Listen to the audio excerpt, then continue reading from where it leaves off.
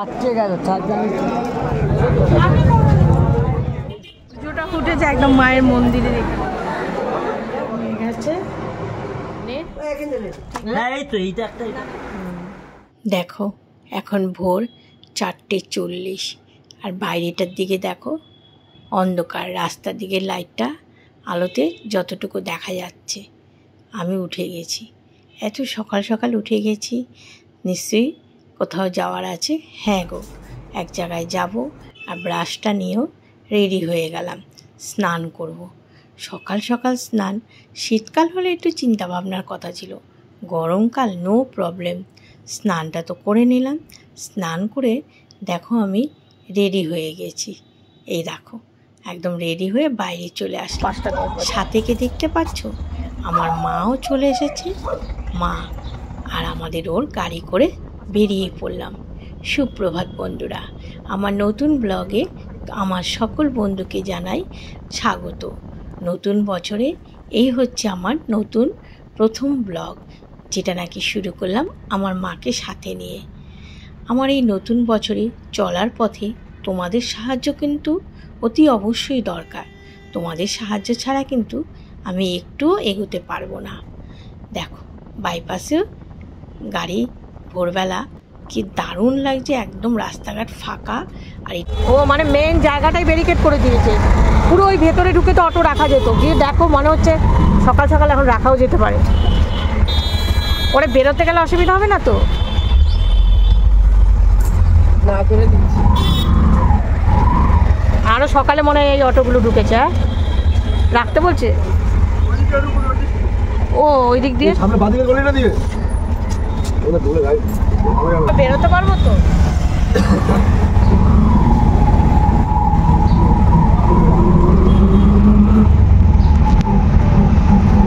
পাশে গলি, ও ওই গলিটা দিয়া না যাবে না, তাহলে মানুষজন গাড়ি নিয়ে কি করবে? আসো মা। হ্যাঁ গেছে, এবার তো গাড়িটা অতটা দূর ভেতরে ঢুকাতে পেরেছে, এবার তো এরকম।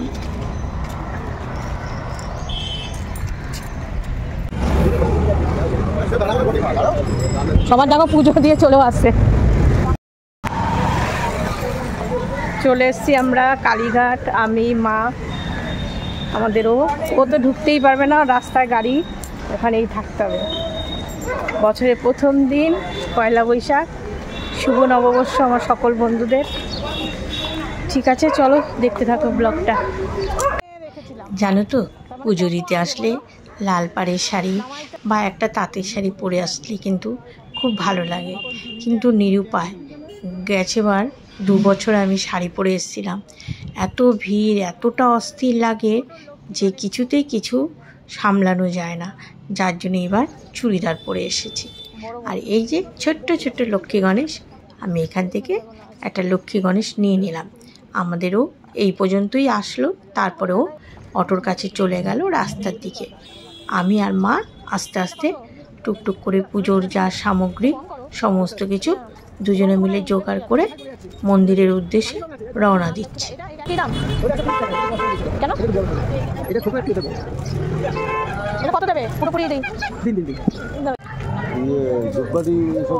হ্যাঁ ওইখান থেকে 2 প্যাকেট তুমি ই করো, আর ঢুকতে হবে না।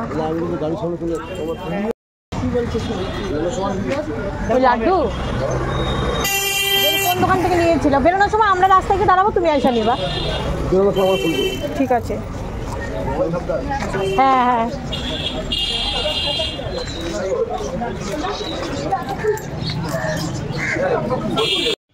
মা আছে বলে ও আমাকে একা ছাড়লো, নালে বাবা আমি তো এমনি কোথাও আসলে মানে কি বলবো আর তোমাদের, কিছুই চিনি না। মা আছে, গত 3 বছর ধরে মাকে সাথে নিয়েই আসি মন্দিরে। মা তো দোকানের জন্য পুজো দেয়, আর আমি তো 3 বছর ধরে আসি, 3 বছর ধরে আমাদের দোকানটা হয়েছে। কিন্তু মা প্রত্যেক বছরই ভোরবেলা কালীঘাট চলে আসে। এখন মায়ের সুবিধা, আমি আসি যখন মাকে একেবারে ভোরবেলা গাড়ি করে নিয়ে চলে আসি। আমাদের তো বাইক আছে, কিন্তু বাইকে দুজনে আসার থেকে মাও যখন আসে পুজো দিতে একসাথেই চলে আসি। আর প্রচণ্ড প্রচণ্ড দাম, ছোট ছোট খাতা, লেবু, লঙ্কা যা ধরো তাতেই দাম। এখনও মন্দির প্রাঙ্গণে যে পৌঁছতে পারিনি, রাস্তার থেকে এই সরঞ্জামগুলো জোগাড় করছি। মা রেগুলার ব্যবসার কাজে বাইরে বেরোয় বলে, মানে গড়িয়াহাটায় গাড়ি জার্নিং করে মায়ের রাস্তাঘাট সমস্ত কিছু জানা। আর আমি বাইরে বেরোলে যেন হতভম্ব হয়ে যায়। চিন্তা করো, বয়স্ক মা এখন যেন মা মেয়ে হয়ে গেছে, আমি মা হয়ে গেছি। মা আমাকে এদিক দিয়ে চল, ওই দিক দিয়ে চল, এটা এইভাবে কেন, সেরকমভাবে। আসলে রাস্তাঘাটে না বেরোলে যেটা হয়। মা এই যে কালীঘাটে এতক্ষণে রাস্তায় কেনাকাটি করলাম, এইবার এই দেখো, এই যে মানুষের ঢল দেখো, ওই যে মায়ের মন্দির, ওই যে মা মাগো, সূর্যটা ফুটেছে একদম মায়ের মন্দিরের এখানে। বাবা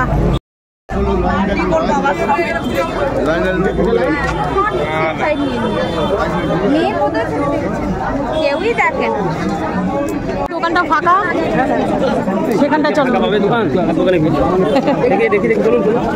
ওদিকে একটা ছেলে ছিল।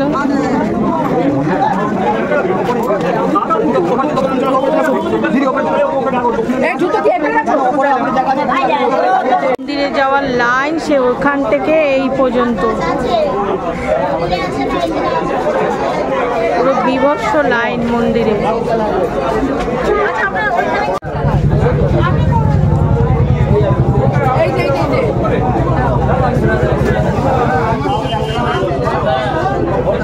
এবছর দেখলাম মন্দির প্রাঙ্গণে যে নাট মন্দির, যেখানে লক্ষ্মী গণেশ নিয়ে পুরোহিতরা পুজো করাতো, এই বছর দেখলাম ফাঁকা ঘরগুলোর মধ্যে এই দেখো আমাদের এছাড়াও আরও অনেক লোকদের এরকম নিয়ে নিয়ে বসিয়ে পুজো করিয়ে তারপরে মন্দিরে পাঠাচ্ছে। আগে যেমন মন্দিরের সামনে নিয়ে গিয়ে এরকম ঝুড়ি করে পুজো করাতো, কিন্তু এবার দেখো কত লোক আসছে, এইভাবেই পুজো করা হচ্ছে।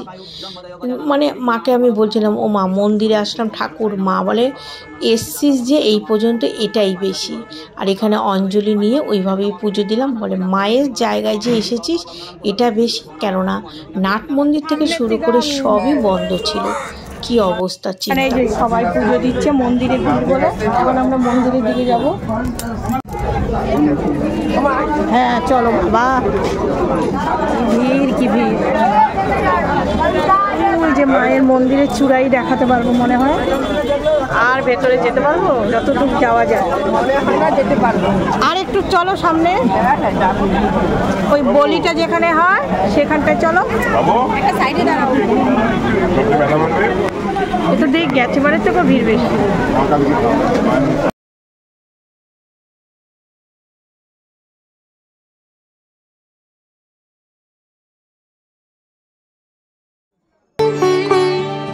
উৎসবের অঙ্গনে আজ সবার মন্ত্র, উৎসবের অঙ্গনে আজ সবার মন্ত্র, উৎসবের শোভালোকে আজ আলোকিত মন, উৎসবের শোভালোকে আজ আলোকিত মন, উৎসবের অঙ্গনে আজ সবার মন্ত্র।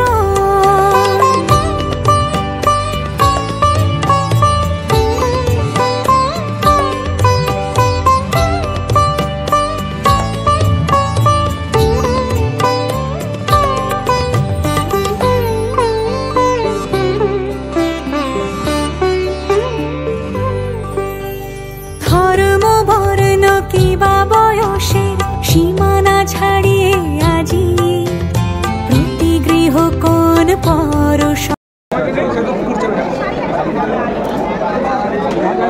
মায়ের চূড়াটাই দেখাতে পাচ্ছি, ভিড়ে ভিড়, প্রচন্ড ভিড়। দাদা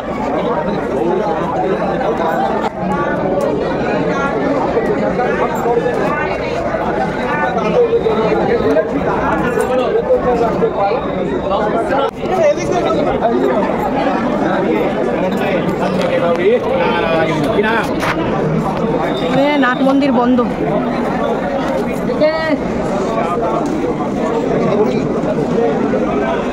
দিয়েছি আমি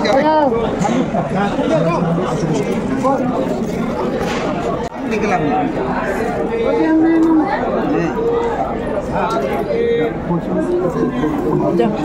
আটকে গেল তার জন্য চলো বসে আছে আছে মনে হয়।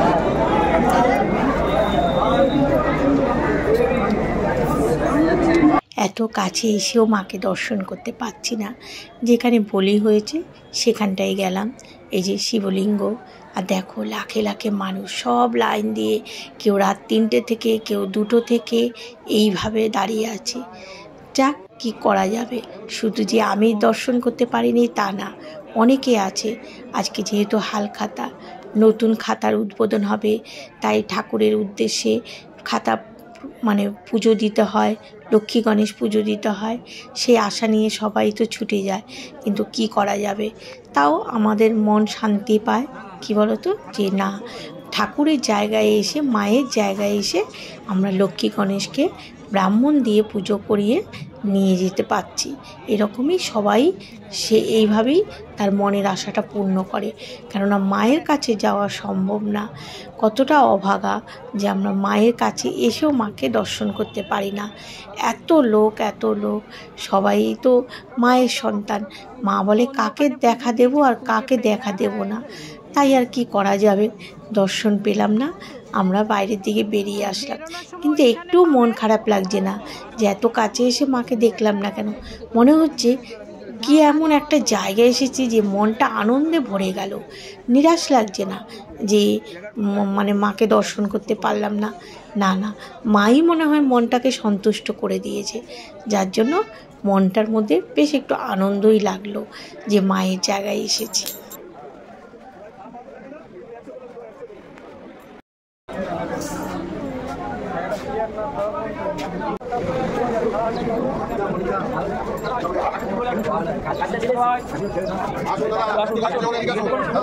হ্যাঁ 6:40, তার মধ্যে পুজো টুজো দেওয়া হয়ে গেছে। আর ভিড় দেখে মনে হচ্ছে কত বেলা হয়ে গেছে। যাক, যেরকম পুজো দিয়েছি না, দারুণই হয়েছে। সবাই তো ওইভাবে দিল না, অঞ্জলি দিতে পারলাম না, শুধু মায়ের দর্শন।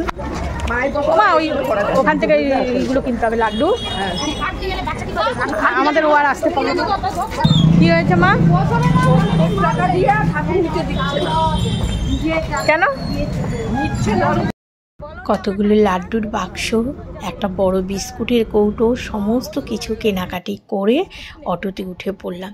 এদিকে আমাদের বাড়িতে ড্রাইভার ভাইটা এসে দাঁড়িয়ে রয়েছে গাড়ির জন্য, আর এইখানটায় নামলাম আমরা সবাই চা খাবো। না ভালো হলে তো ভালো। মা বললো তো নোনতা বিস্কুট, মনে হচ্ছে নোনতা না? হ্যাঁ নোনতা। আমার মাকে দিয়ে উদ্বোধন হলো, 1 কৌটো বিস্কুট কেনা হয়েছে। যে লাড্ডু কিনেছি দোকানের জন্য, তারপরে এই বিস্কুটটা ভালো দেখে নিয়ে নিলাম। নোনতা বিস্কুট কী করো, 4টে ওখান থেকে ভরে নিয়ে যাও, বিকালবেলা দোকানে এসেতে খাবে। ভারী চা।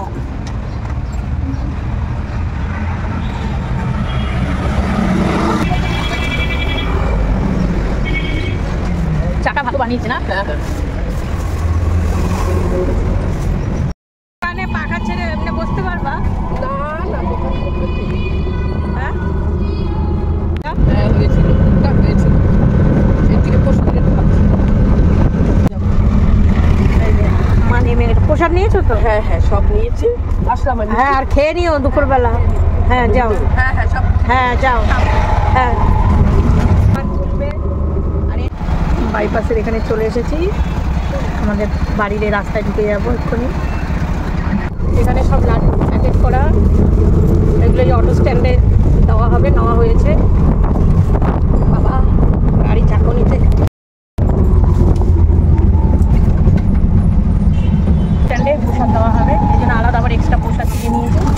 পেয়ারা সন্দেশ, সবাই খালি কালীঘাটে গেলেই বলবে পেয়ারা সন্দেশ, তার সাথে লাড্ডু দেওয়া হবে। তারপরে আর কিছু লাড্ডু দোকানে রাখা হবে, যারা যাবে তাদের দেওয়া হবে। স্ট্যান্ডে কেন্দ্রেরই দোকান, আমাদের বাজারের সামনে বড় ঝিলটা। এই যে এটা হচ্ছে এদের অটো স্ট্যান্ড। বাড়ি যাইতে দেবেন আমাদের। ওই দোকানের পুজোর জন্য মালা নিচ্ছি।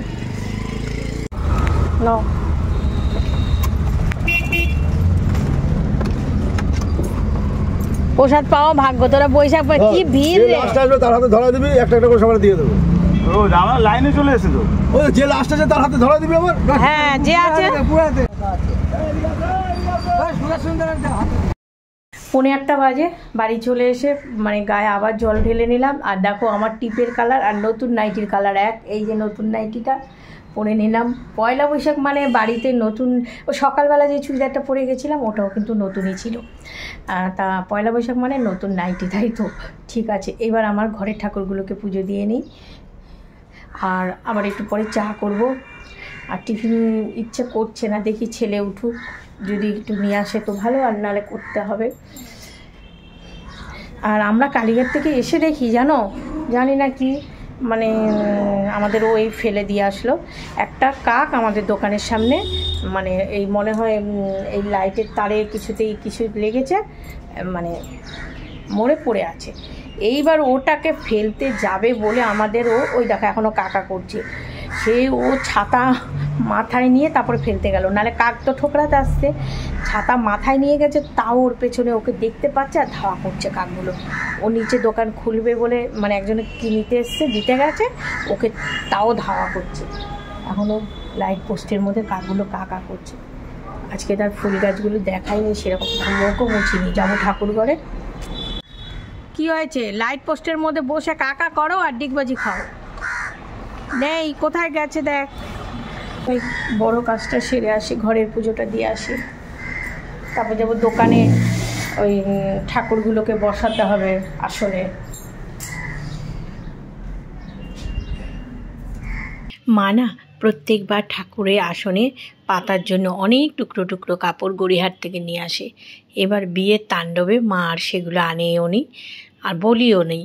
আর এই দেখো বাবাকে নতুন ধুতি পরালাম আর মাকে নতুন ঘাগরাটা পরাচ্ছি, যেটা দিদি গতকাল মানে দিয়ে গেছে। দিদি তো নিজেই বানায়। এই দেখো মাসিমণি দেওয়া ঘাগরা পরেছে পয়লা বৈশাখের দিন। আমাদের মধ্যে মাসি পিসিরা তো জামা কাপড় দেয়। এই যে আমার মা লক্ষ্মীকে ওর বড় মাসিমণি ঘাগরা বানিয়ে দিয়েছে। এবার মাকে আসনে বসিয়ে পুজোটা দিয়ে নিই।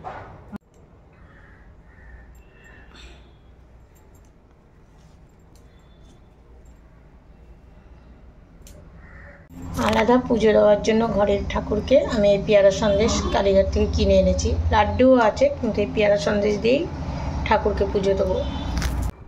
ঘরের ঠাকুর পুজো দিয়ে এসে এইবার দোকানে লক্ষ্মী গণেশটাকে জায়গা মতো বসাচ্ছি। মন্দির থেকে তো পুজো দিয়ে মানে মন্দির কি বলবো, কালীঘাট থেকে তো পুজো দিয়ে এনেছি। আর এখন আসনে বসিয়ে আবার একটু মিষ্টি আর মালা ঠালা পরিয়ে দেব।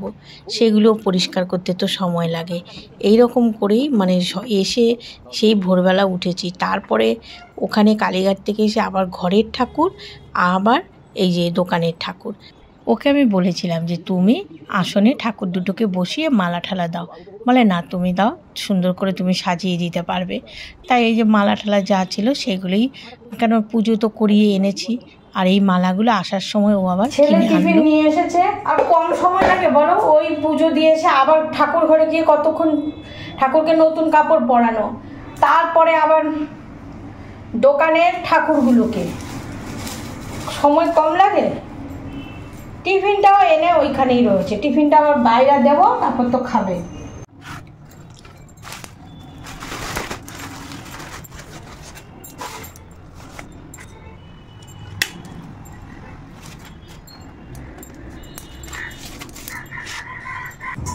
পরোটা আর ঘুগনি ছেলে আর আমাদেরও খেয়েছে। আমার খাবার সে ঢাকা দেওয়াই ছিল। চাও করেছিলাম, চা আমার আর খাওয়া হয়নি, আমাদের ওকে দিয়েছি। আমার চা ঢাকা দেওয়াই ছিল। বিকেলবেলা সেই চায়ের কাপ কোণার থেকে যেই টান দিয়ে বের করেছি, দেখলাম চা রয়েছে। এ বাবা, এই কাপ এখানে, সেই যে সকালে চা করলাম, চাটার খাওয়া হয়নি। কালীঘাট থেকেই যে চা খেয়ে এসেছিলাম সেই চাই। তা ওই যে চাটা বসিয়েছিলাম সে তোমাদের দেখালাম, মনে ছিল না। আর এখানে ভাজাভুজির জন্য সমস্ত কিছু কেটে নিলাম। কতগুলো লঙ্কা সেগুলোও ছাড়িয়ে নিলাম, আর কাটবো বলে উচ্ছে পটল সমস্ত কিছু গুছিয়ে নিয়েছি।